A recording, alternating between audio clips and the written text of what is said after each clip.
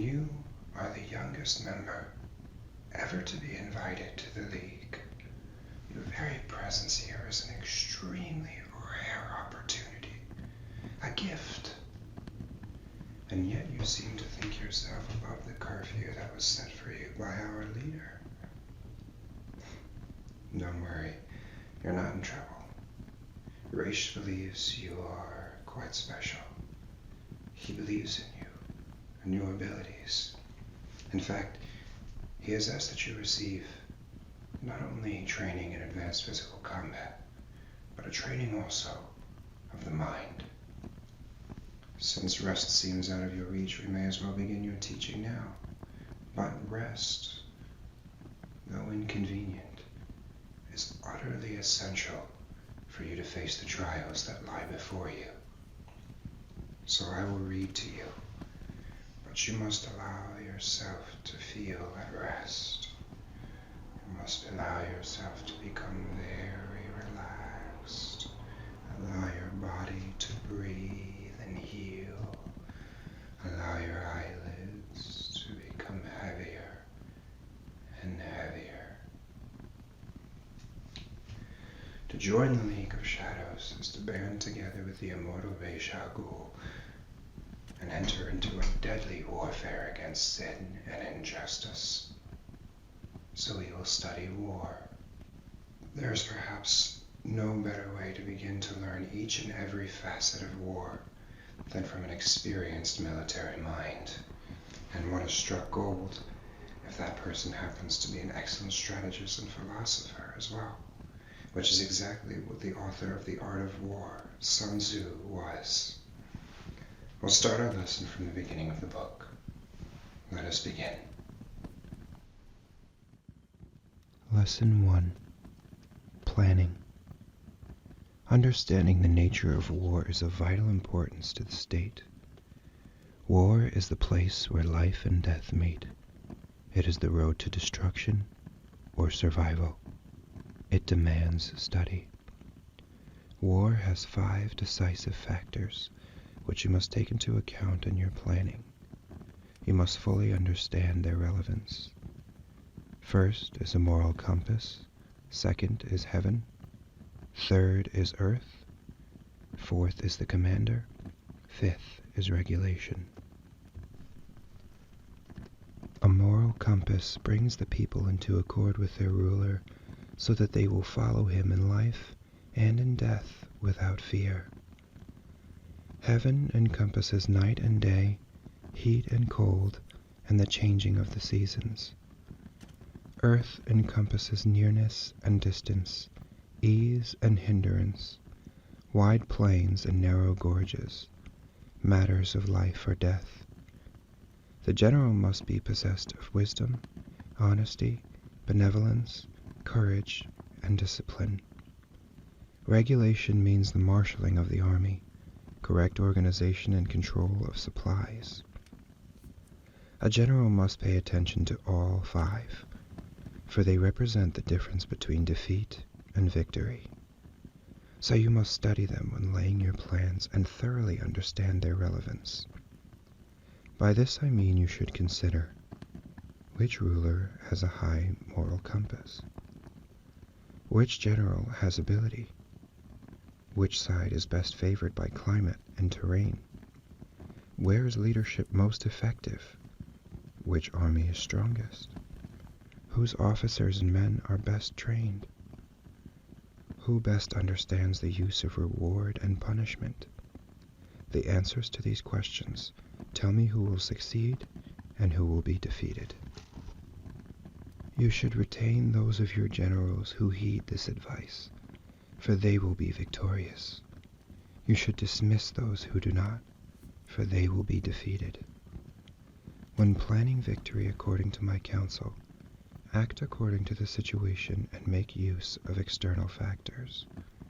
To act according to the situation is to seize the advantage by adopting one's plans. Successful war follows the path of deception. Thus, when you are able to act, feign incapacity. When deploying, feign inactivity. When you are close, appear to be far off. When you are distant, appear close. When your enemy seeks an advantage, lure him further. If he is in disorder, crush him. If he is organized, be ready for him. When he is strong, avoid him. When he is angry, goad him further. If he is humble, be overbearing. If he is resting, hurry him. If his armies are united, split them. Attack where he is unprepared. Appear where you are least expected.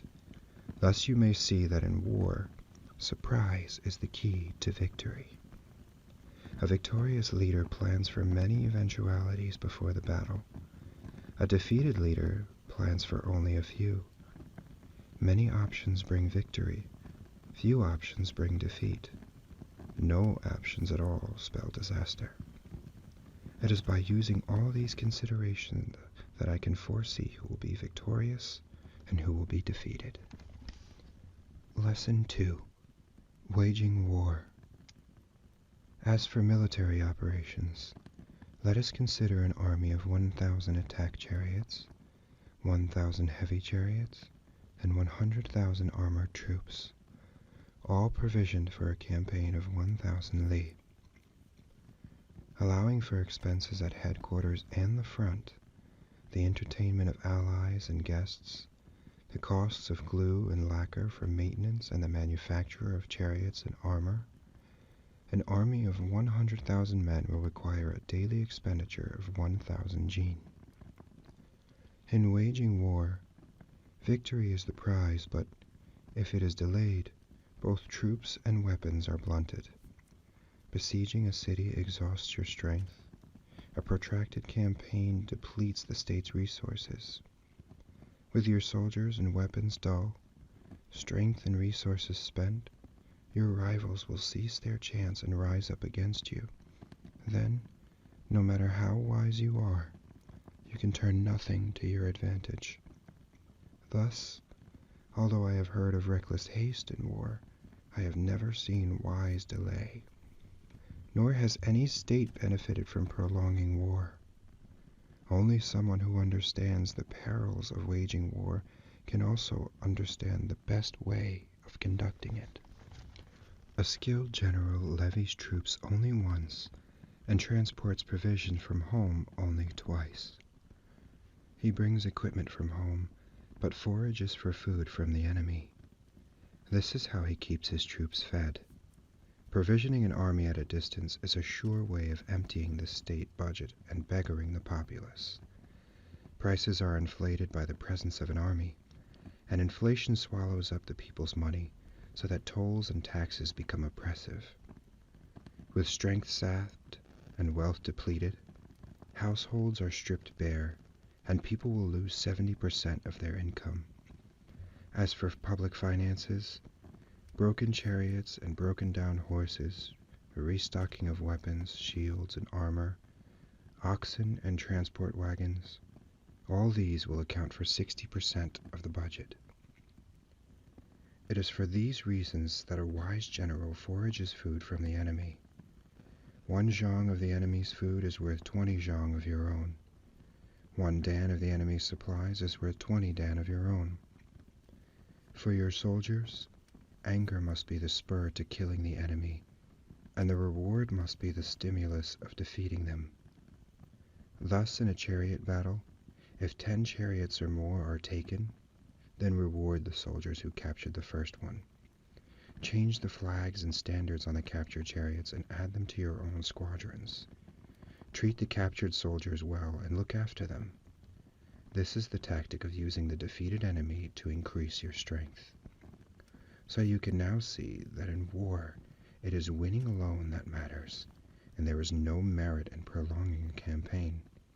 A general who truly understands warfare controls the people's fate. He is the master of the state's security. In considering the complete art of war, it is greatly preferable to capture a state whole rather than break it up. It is better to capture an army whole rather than break it up. It is better to capture a regiment whole rather than break it up. It is better to capture a battalion whole rather than break it up. It is better to capture a company whole rather than break it up. Using this principle, you can understand that winning 100 victories out of 100 battles is not the ultimate achievement. The ultimate achievement is to defeat the enemy without even coming to battle. Thus it follows that the highest form of warfare is to outthink the enemy. Next is to break his alliances, then to defeat his armies in battle. The lowest form is to besiege his cities. Siege warfare should only be undertaken if it is unavoidable. The time involved is too costly.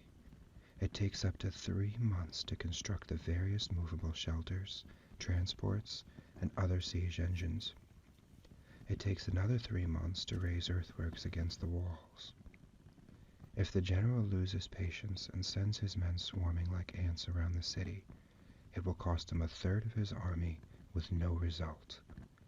These are the disastrous pitfalls of a siege. Thus, a skillful general must defeat the enemy without coming to battle, take his cities without a siege, and overthrow his state without a long campaign. He must make every effort under heaven to achieve total victory with his forces undiminished. This is the art of strategic offense. Thus, when deploying your troops, if you outnumber the enemy 10-1, surround him. 5-1, attack him. 2-1, split him. If forces are equal, engage him in open battle. If you in turn are slightly outnumbered, evade his advances. If you are heavily outnumbered, withdraw completely. A smaller force, no matter how determined, will always succumb to a larger one. The army's commander is the mainstay of the state. If his support is solid, the state will be strong. If his support is flawed, the state will be weak. Indeed, there are 3 ways a ruler can bring disaster on his army. He may hobble the army by ordering advance or retreat at the wrong time. He may confuse his troops by interfering in military organization without understanding it. He may dishearten his troops by meddling with rank and responsibility without regard to the consequences. If they see the army confused and discomfited, the lesser lords and princes will take advantage and begin to cause trouble. This is called spurning victory by disrupting the army. There are 5 keys to victory. Knowing when to fight and when not to brings victory. Knowing what to do, both when superior in numbers and when outnumbered, brings victory. Holding officers and men united in purpose brings victory. Careful preparation to catch the enemy unprepared brings victory. A skillful general given free rein by the ruler brings victory. These 5 together are the true path to success. Thus we may say that if you know yourself and know your enemy, you will gain victory 100 times out of 100. If you know yourself but do not know your enemy, you will meet 1 defeat for every victory. If you know neither yourself nor your enemy, you will never be victorious. I believe that to be all we need to cover for one evening. You must be exhausted from your physical training. I can get some real rest now. But bear these words in mind, for they are the first of many that will govern your life in the League of Shadows.